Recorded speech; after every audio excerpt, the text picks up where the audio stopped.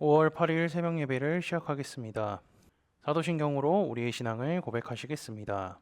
나는 전능하신 아버지 하나님 천지의 창조주를 믿습니다. 나는 그의 유일하신 아들 우리 주 예수 그리스도를 믿습니다.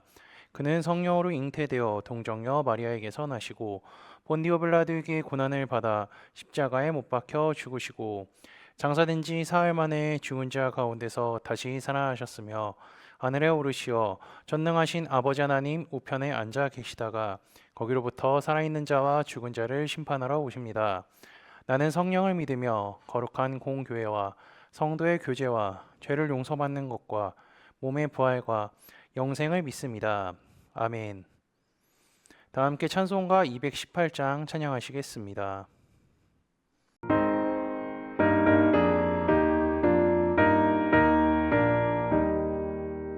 내 맘과 정성을 다하여서 주 너의 하나님을 사랑하라. 내 몸을 아끼고 사랑하듯 형제와 이웃을 사랑하라. 주께서 우리에게 명하시니 그 명령 따라서 살아가리. 널 미워해 치는 원수라도 언제나 너 그렇게 살아가라. 널 핍박하는 자 위에서도 신실한 마음으로 복을 빌라. 주께서 우리에게 명하시니 그 명령 따라서 살아가리.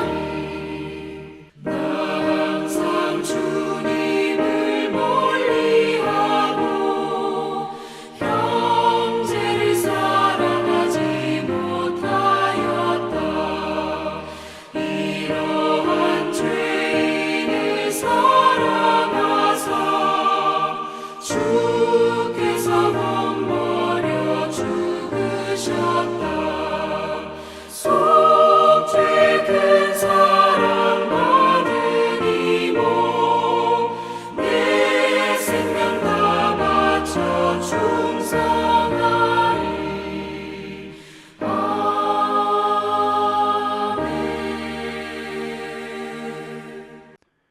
오늘 우리 공동체의 성령 읽기 본문은 민수기 11장입니다. 그중 1절에서 9절까지를 읽고 말씀을 나누도록 하겠습니다. 여호와께서 들으시기에 백성이 악한 말로 원망하매 여호와께서 들으시고 진노하사 여호와의 불을 그들 중에 붙여서 진영 끝에 사르게 하심에 백성이 모세에게 부르짖음으로 모세가 여호와께 기도하니 불이 꺼졌더라. 그곳 이름을 다베라라 불렀으니 이는 여호와의 불이 그들 중에 붙은 까닭이었더라. 그들 중에 섞여 사는 다른 인종들이 탐욕을 품음에 이스라엘 자손도 다시 울며 이르되 누가 우리에게 고기를 주어 먹게 하랴. 우리가 애굽에 있을 때에는 갓없이 생선과 오이와 참외와 부추와 파와 마늘을 먹은 것이 생각나거늘 이제는 우리의 기력이 다하여 이 만나 외에는 보이는 것이 아무것도 없도다 하니 만나는 가시와 같고 모양은 진주와 같은 것이라. 백성이 두루 닮으며 그것을 거두어 맷돌에 갈기도 하며 절구에 찢기도 하고 가마에 삶기도 하여 과자를 만들었으니 그 맛이 기름 섞은 과자 맛 같았더라. 밤에 이슬이 진영에 내릴 때에 만나도 함께 내렸더라. 아멘. 민수기 7장부터 9장까지요. 광야로 출발하기 시작한 세 가지 준비를 마친 후에 이스라엘은 제사장이 부는 나팔 소리에 따라 광야를 행진하기 시작했습니다. 나팔 소리에 따라서 가기도 하고요, 멈추기도 했었죠. 이렇게 하나님의 말씀에 잘 순종하여 행진을 시작한 이스라엘 백성들이 하나님을 향하여 불평을 하게 되는 것이 이제 11장에 나옵니다. 그들은 총 두 가지의 불평을 하는데요. 하나는 출애굽의 전반적인 것에 대한 것이고 다른 하나는 고기를 먹지 못한 불평이었습니다. 아마도 이스라엘 백성들은요, 모세를 따라 애굽을 떠나면요, 애굽에서 살던 것보다는 더 풍족하고 편한 삶을 살게 될 것이라는 기대를 했었을 겁니다. 그러나 하나님의 능력과 기적으로 홍해를 건너 애굽을 떠나고 보니까 편한 것은 아무것도 없고요. 모든 것이 애굽에 있을 때보다 더욱 안 좋은 상황이었습니다. 비록 애굽에서는 노예 생활을 했지만 밤에는 편하게 잘 수 있는 집이 있었고요. 음식도 다양하게 먹을 수 있었겠죠. 그러나 모세를 따라 애굽에 나와 보니 집도 없고 먹을 것도 없고 물도 부족하니 당장 살아갈 수 있는 기본적인 것이 보장되지 않았던 것입니다. 이에 대해 이스라엘 백성들은 원망을 하는데요. 1절을 보면 악한 말로 원망을 했다고 합니다. 그럼 여기서 악한 말이 의미하는 것은 무엇일까요? 이스라엘 백성들이 광야 생활에 대한 불평과 불만 또는 자신들의 생각과 다른 부분에 있어서 궁금하고 의아해할 수는 있습니다. 그리고 그것을 모세에게 물어볼 수도 있었을 것이죠. 그뿐만 아니라 자신들이 알지도 가보지도 못한 가나안 땅에 대하여서 의문이 들을 수 있을 것입니다. 이런 것은요, 얼마든지 모세에게 찾아가 질문할 수 있고 물어볼 수 있습니다. 그런데 이들은 화가 나니까요, 이 화를 하나님과 모세에게 퍼붓기 시작합니다. 이 내용은 마치 홍해를 건너려고 하는데 애굽의 바로왕이 쫓아왔을 때에 했던 반응과 같은 반응이었을 것이죠. 제가 출애굽기 14장 말씀을 읽어드리겠습니다. 그들이 또 모세에게 이르되 애굽에 매장지가 없어서 당신이 우리를 이끌어내어 이 광야에서 죽게 하느냐? 어찌하여 당신이 우리를 애굽에서 이끌어내어 우리에게 이같이 하느냐? 그 다음 절입니다. 우리가 애굽에서 당신에게 이른 말이 이것이 아니냐? 이르기를 우리를 내버려 두라. 우리가 애굽 사람을 섬길 것이라 하지 아니하더냐? 애굽 사람을 섬기는 것이 광야에서 죽는 것보다 낫겠노라. 이들은 벌써요 12조로 싸우려고 합니다. 그리고 이 말을 하나님이 다 들으신 거죠. 이스라엘이 출애굽에 대하여 자신들의 기대와 맞지 않는다고 원망하고 불평했을 때 여호와의 불이 그들에게 임했습니다. 여호와의 불이라는 것은요, 인간적으로 볼 때에는 도저히 일어날 수 없는 곳에서 불이 일어난 것이죠. 게다가 그 불을 끌 수도 없는 상황이었습니다. 이러한 상황에 대해서 이스라엘 백성들은요, 신앙적으로 해결하는 의외의 모습을 보여주죠. 백성이 모세에게 부르짖음으로 모세가 여호와께 기도하니 불이 꺼졌더라. 엄청난 불을 끌 수 없으니까 모세에게 달려가서 부르짖습니다. 이상한 것은 이스라엘 백성들이 툭하면 모세를요 원망하고 불평해도요 마음속 깊은 곳에서는 모세가 하나님의 종이며 능력이 있다는 것을 믿고 있었습니다.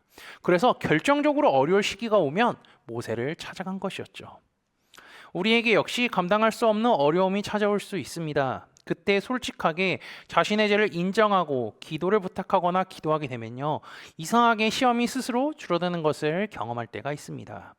이것이 바로 기도로 시험을 해결하는 방법이죠.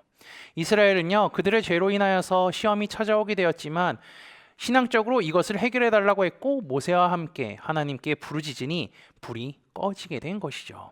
그래서 그곳 이름을 다베라라고 불렀습니다.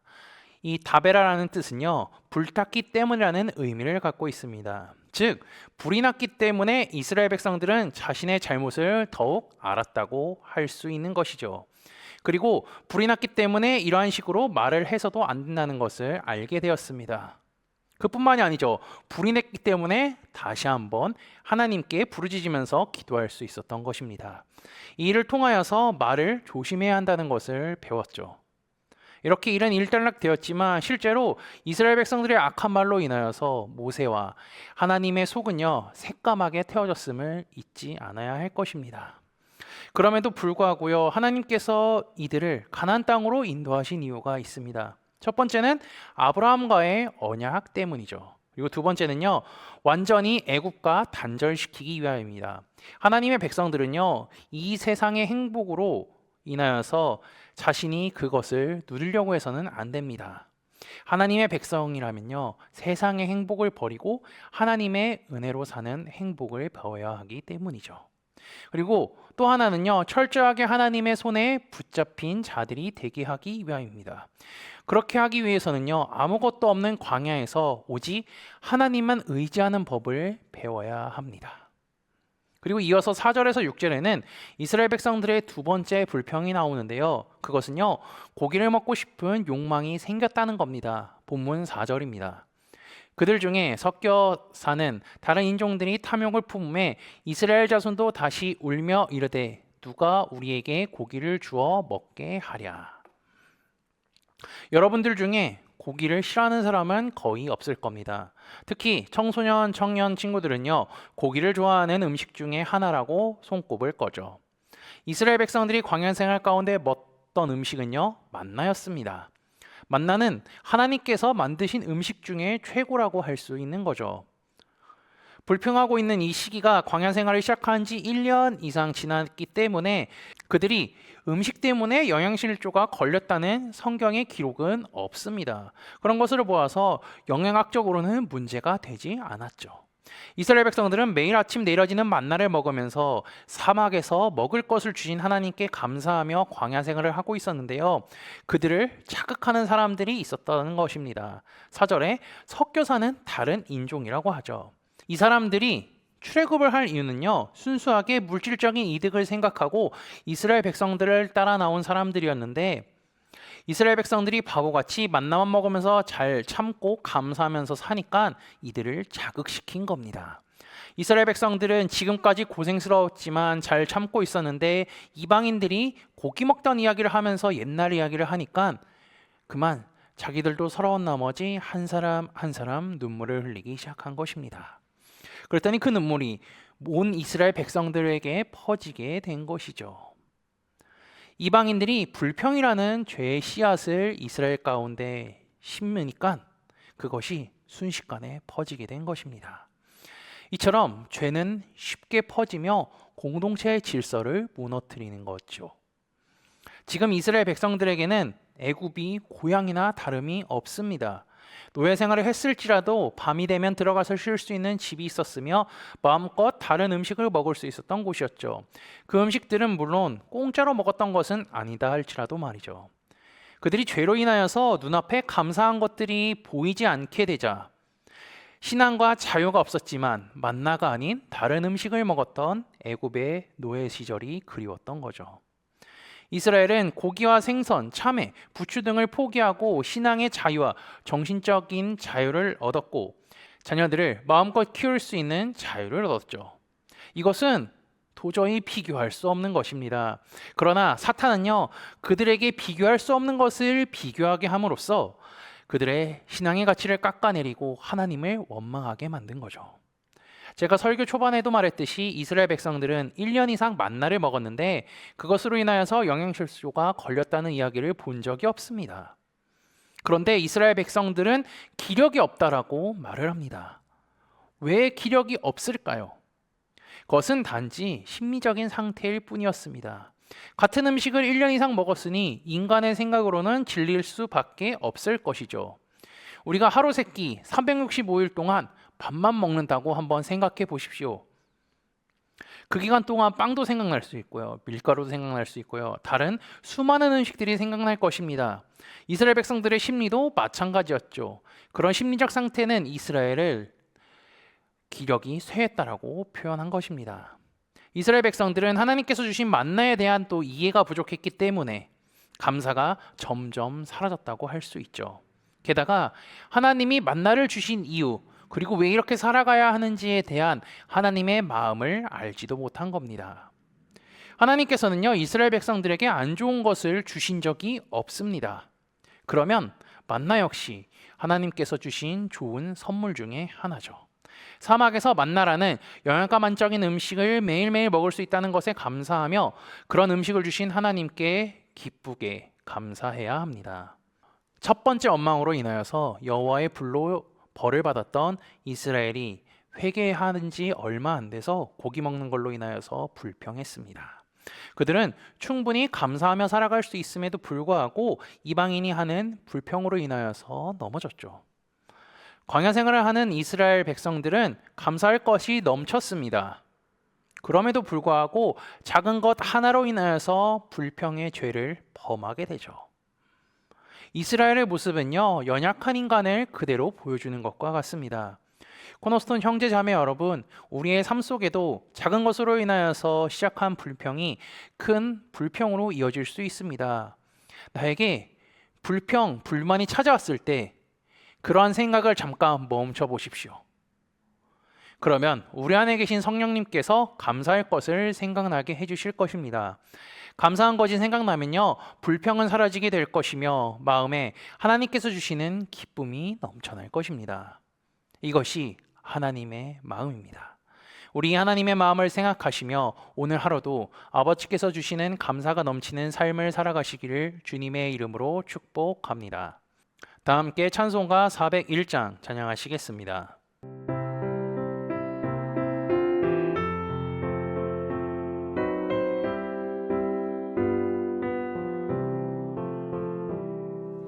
주의 곁에 있을 때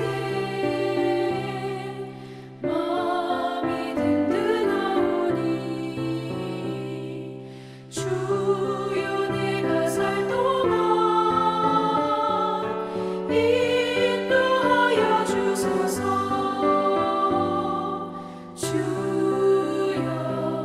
주여 나를 인도하소서. 바른 세상 살 동안 주여 인도하소서. 비난처인 예수여 세상 물결어갈 때 크신 은혜 베푸사 나를 숨겨주소서. 주여 나를 인도하소서. 바른 세상 살 동안 주여 인도하소서. 세상 풍파 지난 후 영화로운 나라와 눈물 없는 곳으로 들어가게 하소서. 주여